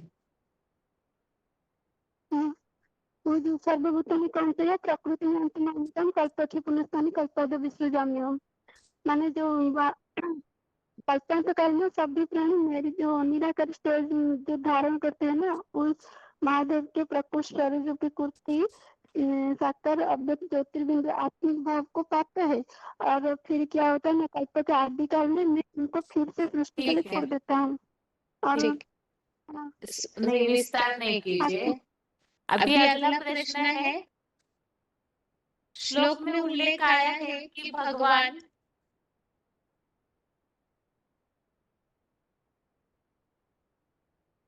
अविनाशी गोदाम है। इसका मतलब बताना है। अविनाशी गोदाम अर्थात क्या और किस तरह से? अविनाशी गोदाम है भगवान, गोदाम अर्थात क्या और किस तरह से? फोन अनम्यूट है। हेलो भोपाल। हाँ जी। नहीं मिला बहन जी। हाँ? नहीं मिला बहन जी। नहीं पता। नहीं मालूम। ठीक है। और कोई फोन माता जी आप लाइन में रहिए। जी। और एक फोन अनम्यूट है। भगवान अविनाशी गोदाम है, कैसे? अविनाशी गोदाम, अविनाशी गोदाम में याद नहीं आ रहा पॉइंट।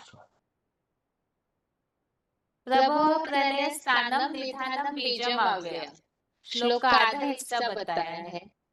हाँ, अव्ययम माने अक्षय माने ये गोदाम मतलब क्या ये बताइए। गोदाम किसे कहा जाता है? मतलब स्टोर को कहते हैं। स्टॉक। हाँ, स्टॉक करते हैं।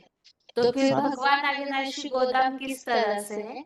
सारी शक्तियों का स्टोर, सारी शक्तियों का स्टोर है, सर्व शक्तियों का स्टोर। ठीक है। एक मिनट, भुवनेश्वर के माता जी आप बता पाएंगे? हाँ बहन जी, निधानम अभयम जो है 9 का 18 में हाँ। अविनाशी गोदाम है, मतलब भगवान जिस साक्षात तन में प्रवेश करते हैं उनसे सारी सृष्टि उत्पत्ति होती है, फिर अंत काल में उनमें सारे समा जाते हैं। मतलब उनका कभी विनाश नहीं होता है, उनका ना जन्म होता है ना ही मृत्यु कोई किसी शास्त्र में है। इसी कारण से वो अविनाशी गोदाम है। हाँ, मतलब मेन तो है कि सारे उन्हीं से निकलते हैं और अंत में उन्हीं में ही समा जाते हैं। इस हिसाब से वो शुरुआत भी वही है, अंत भी वही है। तो स्टॉक वहां ही जमा होता है, सब वहां से ही निकलती है आत्मा। इस हिसाब से वो अविनाशी गोदाम है। ठीक है माता जी, एक्यूरेट है उत्तर। अभी अगला प्रश्न है, जो 2 फोन पहले से अनम्यूट है उनके लिए।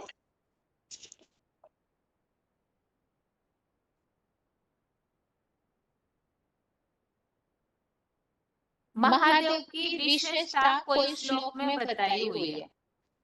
जो 3 लोक के चित्र में महादेव की स्थिति जहाँ दिखाई जाती है, उस हिसाब से कोई विशेषता श्लोक में बताई हुई है। महादेव का स्थान 3 लोक में कहाँ दिखाया है, ये बताइए पहले। 3 लोक के चित्र में महादेव को कहाँ दिखाया जाता है?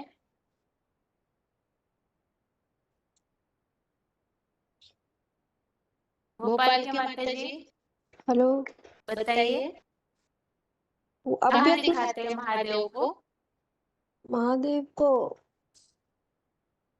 साइड में दिखाते ना बहन जी, वो तीन लोग के चित्र में साइड में दिखाते हैं। वो जो मतलब तपस्या की अवस्था में बैठे हुए ना स्ट्रेट उसमें। तीन लोग के चित्र में महासमुद्र बताइए। ऊपर में सूक्ष्म ये क्या सूक्ष्म वतन ऊपर में। हाँ, खास कुछ बात बताते हैं बाबा मूल्यों में। सूक्ष्म वतन में भी महादेव को जो स्थान दिखाया है ना, उसके लिए कोई खास बात बाबा मूल्यों में बताते हैं। तो सदा कायम है। सदा कायम है और सदा शिवनित्र। ब्रह्मा विष्णु शंकर, ये तीनों की जो तुलना की जाए तो शंकर के स्थान की खासियत क्या है? ये देहातीत है। देहातीत है और सब तो बाबा का बड़ा बच्चा तो नजदीक है बाबा का। शिव के नजदीक है। और पृथ्वी से कितना दूरी है? पृथ्वी से कितना दूर? महादेव के लिए ऐसे बताते हैं ना बाबा ओम कि शांति। हाँ जी बताइए। हाँ जी, 9वें अध्याय के 4थे श्लोक में आए अव्यक्त मूर्ति ना, हाँ जिसमें लिंग बीज में स्थित हूँ दिखाया है। ठीक है, ये उत्तर ठीक है। इसी के आसपास इसका उत्तर है जिसमें शंकर की खासियत बताई हुई है। मेरे ऐश्वर्यवान योग ऊर्जा निराकार लिंग महादेव को देख। 9वें का हाँ 5वां। हाँ, लेकिन इसमें भी खासियत मेन उत्तर छूट गया आपसे। अच्छा, इसी से आगे उत्तर है उसी बात का जो शंकर के तीन लोग के चित्र में स्थिति दिखाई हुई है। इसी वाक्य से जुड़े हुआ वाक्य में ही इसका उत्तर है। बताइए। लिंग मूर्ति परम यहाँ आत्मा। आकाश आदि जड़ पंचभूत मेरे से स्थित नहीं है। हाँ, महादेव में पंचभूत स्थित नहीं है। हाँ, तो तीन लोग के चित्र में महादेव को कहाँ दिखाते? पर सूक्ष्म वतन में ऊपर देखा था। परम धाम से नजदीक दिखाते हैं और परम धाम में पंच तत्वों का कोई कनेक्शन नहीं होता है। इस हिसाब से यहाँ महादेव की स्थिति दिखाई हुई है कि वो पंचभूत उनमें स्थित नहीं है। ठीक है, अभी इसी से जुड़ा हुआ प्रश्न है, आप तीनों में से कोई भी उत्तर बताइए। महादेव की जो स्थिति है उससे सृष्टि परिवर्तन में खास किस बात की मदद होती है? महादेव की जो स्थिति है कि पंचभूत उनमें स्थित नहीं है, तो इस स्थिति के द्वारा खास इस सृष्टि परिवर्तन में किस बात की मदद होती है?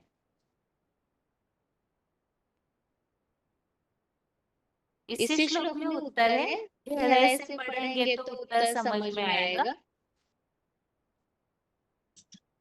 इधर है अच्छी सदा निराकारी ज्योति बिंदु आत्मा और जड़ जंगम योग ऊर्जा भरे प्राणियों में स्थित भी नहीं है। ठीक है, ये तो सर्वव्यापी के हिसाब से। और खास बात सृष्टि परिवर्तन के हिसाब से खास बात क्या है? इस श्लोक के अर्थ को पढ़ के बताइए। प्राणियों का भरण पोषण मेरी अजन्मा अगर्भा करता भोगता। सभी त्रेता और स्वर्गीय सत्य त्रेता और स्वर्गीय द्वापर कलियुग के नारकीय सभी प्राणी मेरे स्थान लिंगमूर्ति परमाक्ष में स्थित है। नहीं, यहाँ खास है ना, देखिए उत्तर ये है वास्तव में सृष्टि परिवर्तन। ये बात इसलिए बोली, अभी जो सृष्टि चल रही है वो पंच तत्वों से कनेक्टेड चीजों से चल रही है।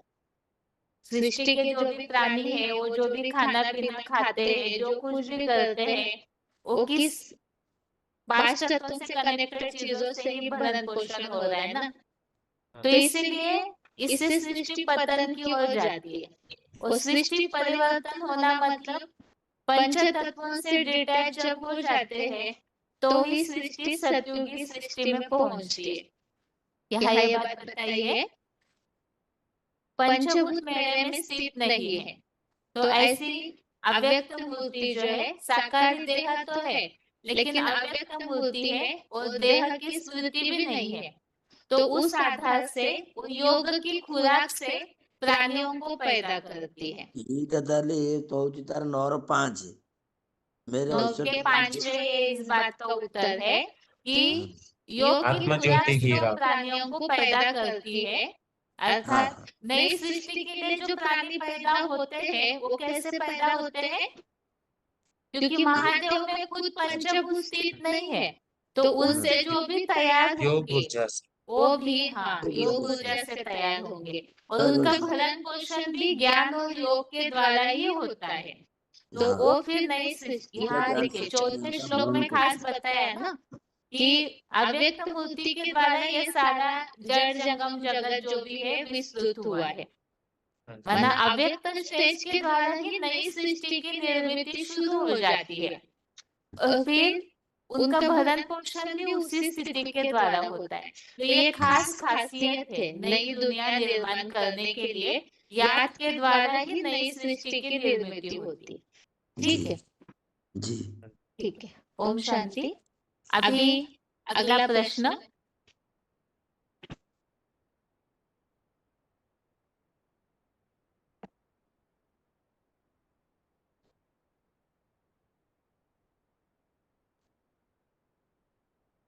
परमपिता जब इस सृष्टि पर आते हैं तो सृष्टि परिवर्तन के लिए खास किस गुण को धारण करके सृष्टि परिवर्तन करते हैं? परमपिता जब सृष्टि पर आते हैं तो खास किस गुण को धारण करके इस सृष्टि का परिवर्तन करते हैं? शिव समान हीरा जैसी बनी उसकी आत्मज्योति प्लस लिंग तो प्रकृति जड़ जड़ चेतन सहित रुद्राक्ष गणों को पैदा करती है। ठीक है, ये उत्तर भी ठीक है। अभी इसके अलावा हाँ जी दीदी मेन बात जो है भगवान का ये मुख्य कर्तव्य जो बताया गया है कि ये सृष्टि परिवर्तन जो वाली जो बात आई, तो क्या होता है कि पुरानी जो सृष्टि हैगी वो देह भान के जो देह का स्वरूप जो आत्मिक स्वरूप भूल जाते हैं और देह भान का स्वरूप आ जाता है, तो इसलिए नीचे गिर जाती। तो भगवान आकर वो जो अपना आत्मिक जो लिंग रूप स्वरूप जो भगवान जो महादेव का जो लिंग रूप स्वरूप है उसके द्वारा वो जो सच्ची गीता एडवांस ज्ञान देकर फिर सृष्टि को विपरीत ऊंची वापस ऊपर की तरफ ले जाते हैं। और वो काम जो है सिर्फ ज्ञान के अलावा कोई रास्ता नहीं हैगा जो उस ज्ञान के अलावा कि वो आत्मिक स्थिति का जो ज्ञान है उसके अलावा सृष्टि परिवर्तन का कार्य नहीं हो सकता। तो उसके लिए भगवान को इस सृष्टि में आना पड़ता है और इस करके वो ज्ञान देकर बच्चों सबको ऊपर के साइड ले जाते हैं। दीदी सही है? दीदी बराबर है?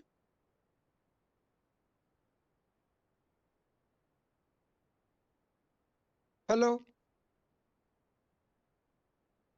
हेलो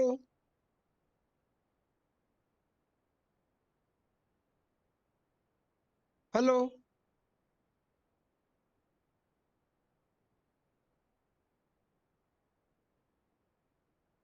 हेलो हेलो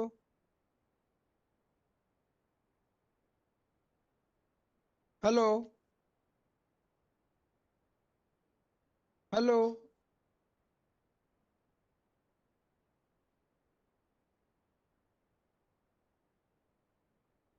हेलो जो सृष्टि वृक्ष का जो अविनाशी बीज है आदिदेव, उसके द्वारा ही ये आत्मा का ज्ञान देते हैं और फिर आत्मा बना के सभी को ऊपर की साइड ले जाते हैं नई दुनिया में।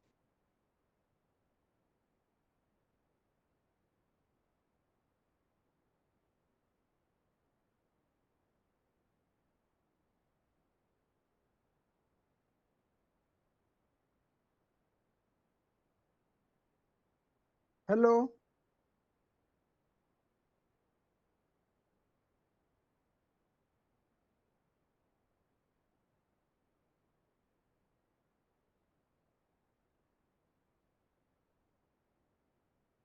हेलो।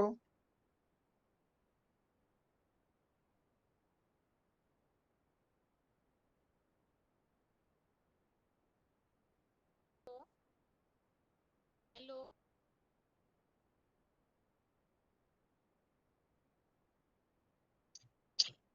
हेलो। हेलो। जी। हेलो। आवाज नहीं आ रहा है आपको? हाँ दीदी, आवाज नहीं आ रहा था। तो ये भगवान जो है आत्मिक स्थिति का ज्ञान देकर उसे सच्ची गीता एडवांस ज्ञान के द्वारा फिर सभी को आत्मा रूप में ले जाते हैं पर। प्रश्न ये है यहाँ खास कि भगवान जब साकार तन का आधार लेते हैं तो उस समय किस स्थिति के द्वारा सृष्टि परिवर्तन करते हैं? भगवान का आधार है।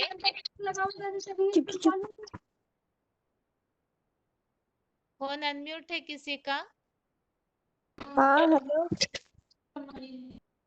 हेलो। हेलो ओम शांति दीदी।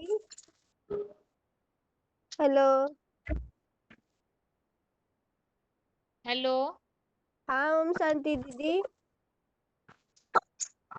हेलो। जी। हेलो। मदीना के माता जी आवाज आ रहा है क्या आपको? हाँ ओम शांति दीदी, बोलिए। भगवान जब साकार तन का आधार लेते हैं सृष्टि परिवर्तन के लिए तो उस समय उनकी खास स्थिति कैसी होती है? स्थिति कैसी होती?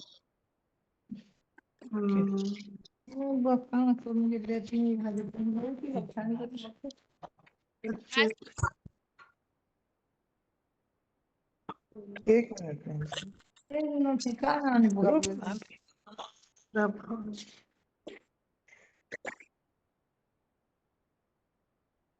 ज्ञान आहुति।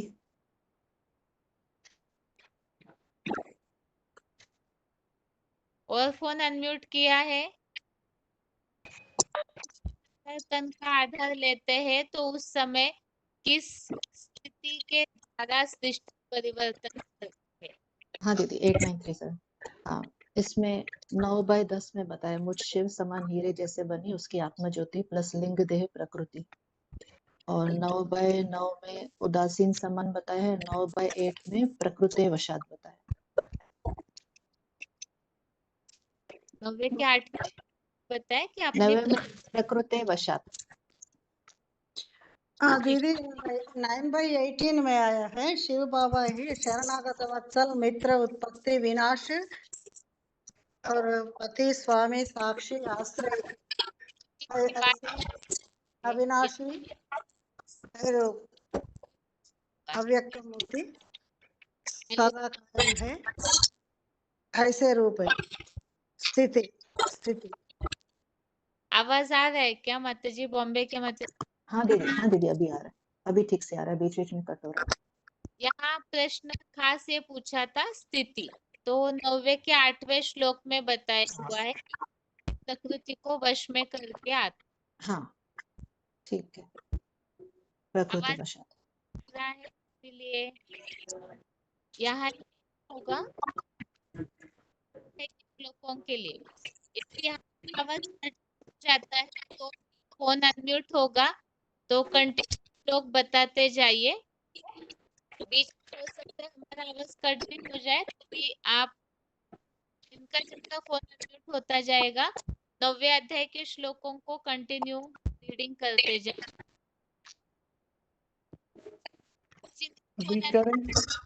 बताइए से शुरू करिए। इदम महासम मैं पढ़ूंगा जी।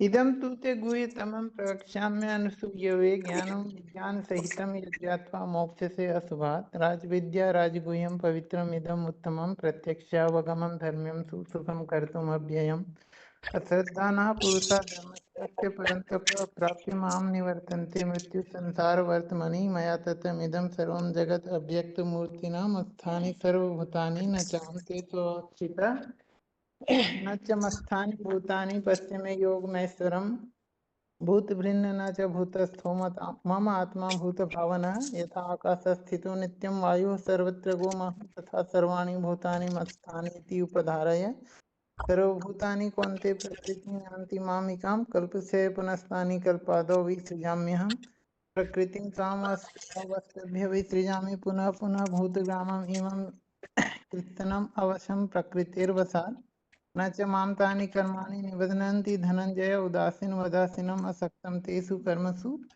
मया व्यक्तेन प्रकृतिषु यत् सचराचरं हेतुनानेन कौन्ते जगत् विपरीवर्तते अवजानन्ति मां मूढा मानुषीं तनुम् आश्रितं परं भावम् अजानन्तो मम भूतमहेश्वरम् मोधास्स मोदकर्माणो मोदज्ञान विचेतस राक्षसीम् आसुरीं च प्रकृतिं मोहिनीं श्रिता। और दूसरे बताएंगे क्या भाई? ठीक, आगे फोन अनम्यूट है, पढ़ते जाइए अन्यथा फोन म्यूट हो जाएगा तुरंत।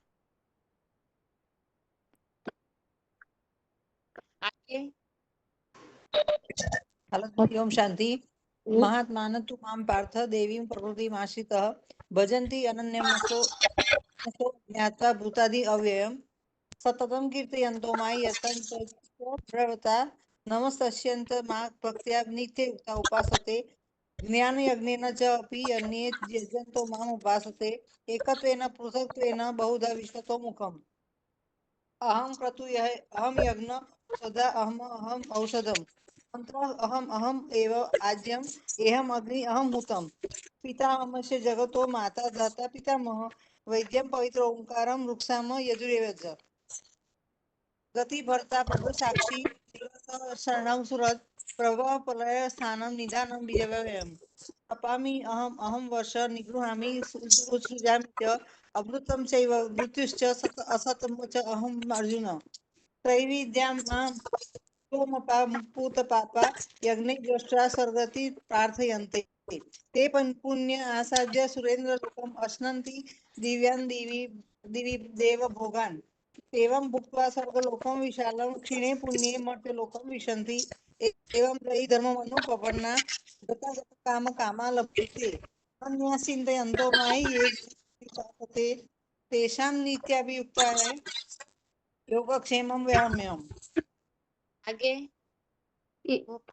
ये अपि अन्य देवता भक्ता यन्ते श्रद्धया अन्विता ते अपि माम् एव कौन्ते यजन्ति अविधि पूर्वकम् अहं हि सर्वज्ञानां भक्ता च प्रभुः एव च न तु माम् अभिजानन्ति कर्तव्येन अतः चैवन्ति ते यान्ति देवव्रता देवान् पितॄन् यान्ति पितृव्रता भूतानि यान्ति भूतज्ञ यान्ति मादानेन अपि माम् पत्रं पुष्पं फलं तोयं यो मे भक्त्या प्रयच्छति तत् अहं भक्त्या परिहतम् अश्नामि युक्तात्मना यत् करोसि यत् अश्नासि यत् जुहोसि ददासि यत् यत् तपस्यसि कौन्ते तत् कुरुष्व मदर्पणम् शुभाशुभ फले एवं मोक्ष्यसि कर्मबन्धने संन्यासयोगयुक्तात्मा विमुक्तो माम् उपेष्यसि क्षमा अहं सर्वभूतेषु न मे दोषः अस्ति न प्रिया ये भजन्ति तु मां भक्त्या मयि ते तेषु च अपि अहम् अपि चेत् सुदूर्वाचारो भजते माम् अन्य भाग साधु एक मन्तव्य समय व्यवस्थितः ईशा क्षिप्रं भवति धर्मात्मा शाश्वत शान्तिं निरक्षति कौन्ते प्रतिजानीहि न मे भक्ता प्रणश्यति मां हि पार्थ व्यापाश्रित्य ये अपि स्युः पापनीया स्त्रियो वैश्या तथा शूद्रा ते अपि यान्ति परां गतिम् किं पुनः ब्राह्मणा पुण्या भक्ता राजऋषयः तथा अत्यम् अशुभं लोकम् इमं प्राप्य भजस्व माम् मन्मना भव भक्त मद्भक्तो मां नमस्कुरु माम् एव यशस्वी युक्त्वा एवम् आत्मनां मत्परायण। ओम शांति दीदी। श्री भगवान वाच इदम तु ते गुह्यतमं प्रवक्ष्यामि अनुसूयवे ज्ञानं विज्ञान सहितं यत् ज्ञात्वा मोक्षसे अशुभात् राजविद्या राजगुह्यं पवित्रम् इदं प्रत्यक्षावगमं धर्मं सुखं कर्तुम् अव्ययम् श्रद्धादधाना पुरुषा धर्मस्य अस्य परन्तप अप्राप्य मां निवर्तन्ते मृत्यु संसार वर्तमनि मया ततम् इदं सर्वं जगत् अव्यक्तमूर्तिना मतस्थाने सर्वभूतानि न च अहं तेषु अवस्थितः न च मतस्थाने भूतानि पश्यामि योगम् ऐश्वरं भूतभृतः च न च भूतस्थो मम आत्मा भूतभावन यथा आकाशस्थितो नित्यं वायु सर्वत्रगो महान् तथा सर्वाणि भूतानि मतस्थानि इतुपधार्य सर्वभूतानि कौन्तेय प्रकृतिं जानति मामिकां कल्पक्षये पुनः तानि कल्पादो विसृजामि अहं प्रकृतिं स्वाम् अवष्टभ्य विसृजामि पुनः पुनः भूतग्रामम् इमं कृत्स्नम् अवशं प्रकृतिवशात् न च मां तानि कर्माणि निबध्नन्ति धनञ्जय उदासीनवत् आसीनम् आसक्तं तेषु कर्मसु मया अध्यक्षेण आगे पढ़िए। कोचिन पढ़िए।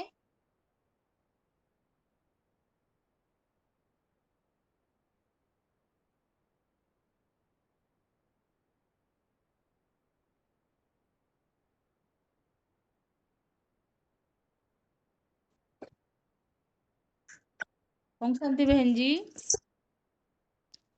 9 का 10 मया अध्यक्षेण प्रकृति ही सूयते स चराचरम अनेन कौन्तेय जगत भी परिवर्तते अब जानन्ति मां मूढ़ा मानसिं तनु आश्रितं परम भावम अजानन्तो मम भूत महेश्वरम 9 का 12 मोघ सा मोघ कर्मणो मोघ ज्ञाना विचेतसः राक्षसीम आसुरी चैव प्रकृति मोहिनी श्रिताः 9 का 13 महात्मानः तु मां पार्थ देवीं प्रकृतिम् आश्रिताः भजन्ति अनन्या मनसो ज्ञात्वा भूताभिम् अव्ययम् 9 का 14 है सततं कीर्तयन्तु माम यतन्स दृढ़व्रताः नमस्यन्तश्च मां भक्त्या नित्ययुक्ता उपासते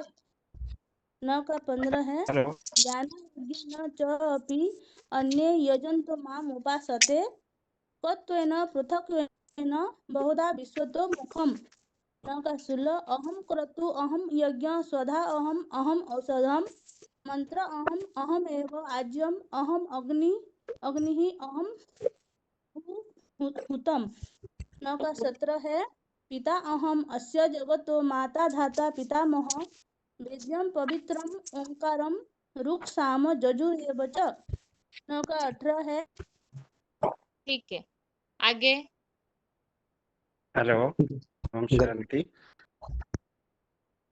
हेलो हाँ जी, पढ़िए पढ़िए, आवाज में प्रॉब्लम चाहिए। मेरी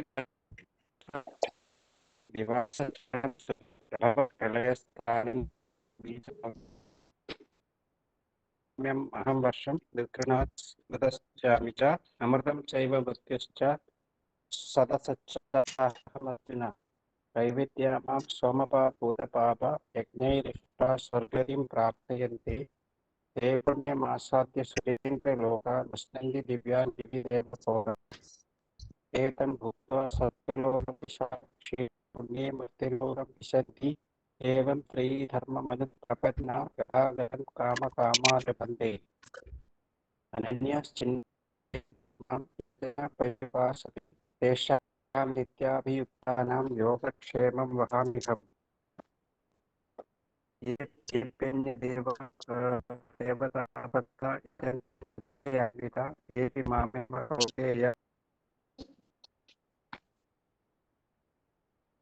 ये अपि अन्य देवता भक्ता यजन्ति श्रद्धया अन्विता ते अपि मा एवं कौन्तेय यजन्ति अवधिपूर्वकम् अहं हि सर्वयज्ञानां भोक्ता च प्रभु एव च नमो न तु मा अभिजानन्ति तत्त्वेन अतिचत्विषि चवन्ति ते यान्ति देवव्रता देवान् पितृयान्ति पितृव्रता भूतानि यान्ति भूतेज्या यान्ति मध्या जिनम् अपि मा पत्रं पुष्पं फलं तोयं यो मे भक्ता प्रयश्चति तथा अहं भक्त्युपृहस्तम् अश्नामि प्रयतात्मनः यत्करोषि यदश्नासि यज्जुहोषि ददासि यत् तपस्यासि कौन्तेय तत्कुरुष्व मदर्पणम् शुभाशुभफलै एवं मोक्षस्य कर्मबन्धने संन्यासयोगयुक्तात्मा विमुक्तो मा उपश्यसि तम अहं सर्वभूतेषु न मे द्वेषः अस्ति न प्रिये ये भजन्ति तु मा भक्त्या मयि तेषु च अपि अहम् अपि चेतु दुरासारो